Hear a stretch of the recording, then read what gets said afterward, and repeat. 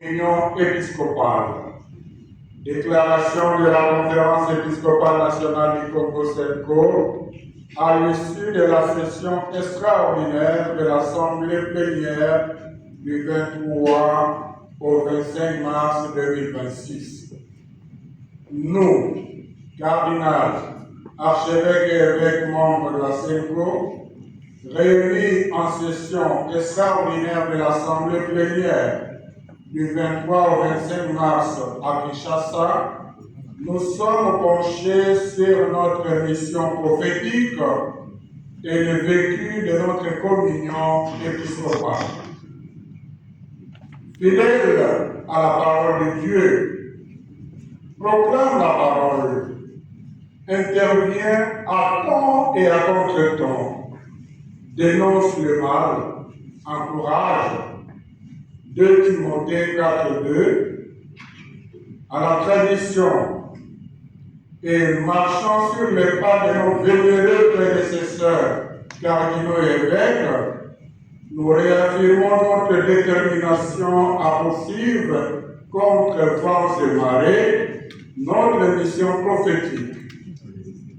Notre objectif est de contribuer, entre autres, à la promotion de la dignité inaliénable de la personne humaine et au bien-être du peuple congolais.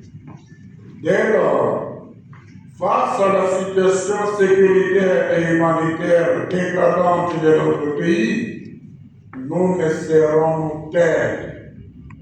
Comme l'a si bien dit le pape François lors de son voyage apostolique dans notre pays, l'Église ne peut pas rester indifférente ou muette face aux injustices et aux douleurs qui frappent les populations. Certes, la communauté politique et l'Église sont indépendantes l'une de l'autre et autonomes dans le domaine qui est le leur, mais elles sont appelées à collaborer car toutes deux sont au service de la vocation personnelle et sociale de même hommes.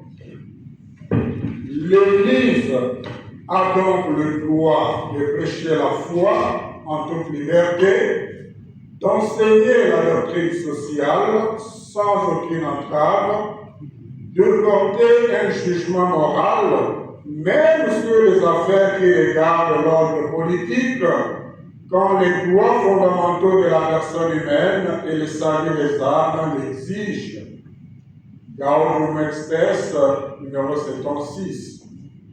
Soucieux de la paix et de la sacralité de la vie humaine, nous sommes convaincus que le dialogue est supérieur à la guerre. Comme l'a affirmé avec justesse le pape François, la guerre est toujours un échec de la politique et de l'humanité et une capitulation honteuse. Fratelli Tutti, numéro 7.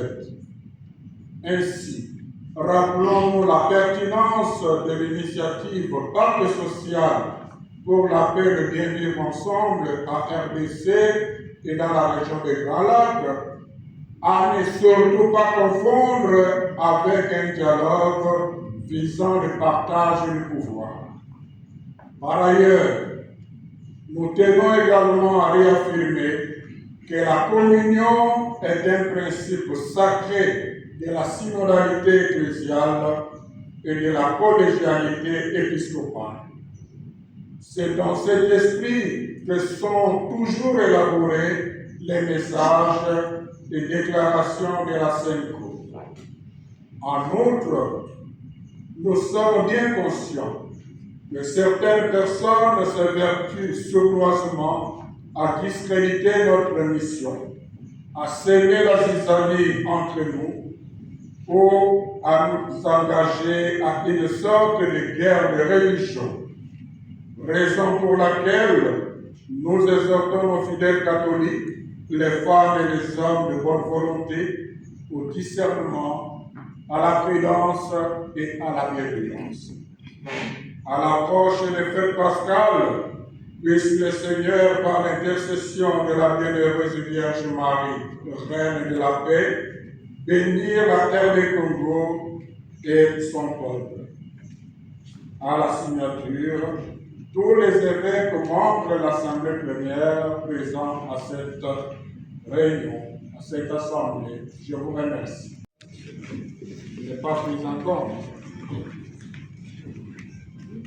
L'initiative Pacte social est avant tout une initiative pastorale des deux églises nécessaires et le synode qui réunit les présidents des provinces par plusieurs fois, même dernièrement, en se réunissant, vous avez lu leur message, ils sont revenus là-dessus.